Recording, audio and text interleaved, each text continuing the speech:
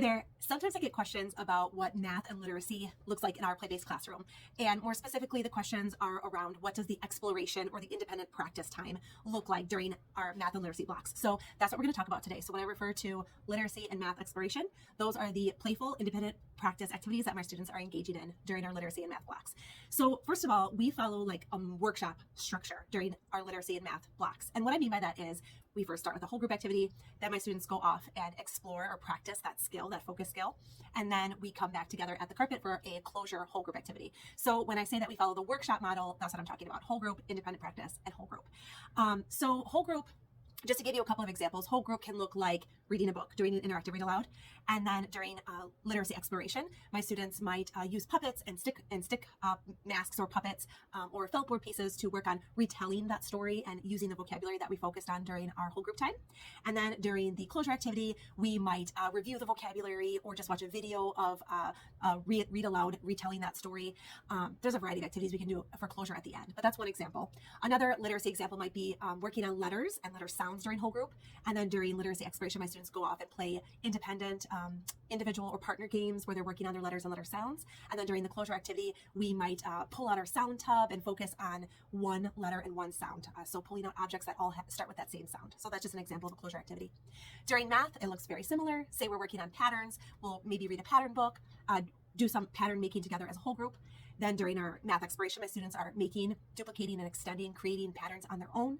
And then during our closure whole group activity at the end, we're doing some sort of pattern making together. For example, maybe we're getting on our instruments, and a small group of kids might model how to make a pattern using instruments. So when we talk about the workshop structure, those are just 3 examples of what that might look like. Now, as far as choosing topics for literacy and math, I get that question a lot. Like, how do you decide what to focus on?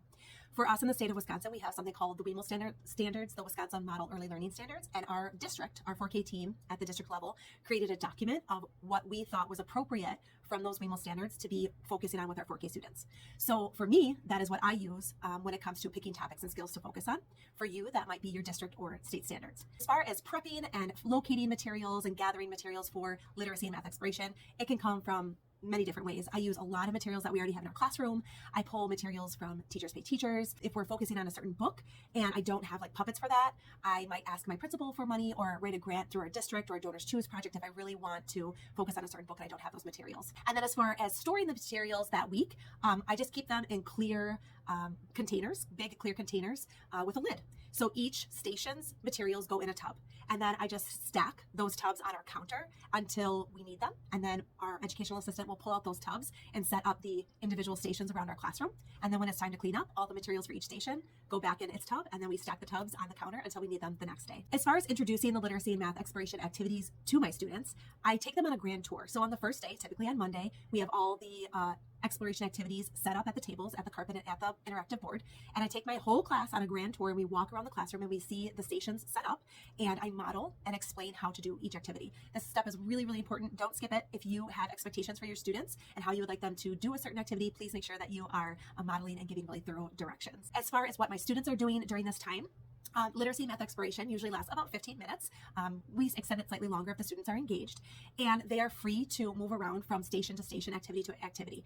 So we don't do any sort of rotations, time rotations, nothing like that. It's truly free choice within the parameters of the activities that have been set out for them. And as far as what the teachers are doing during that time, for me, it depends. If I have to do assessments, then I'm pulling individuals to assess and hopefully playful ways during that time.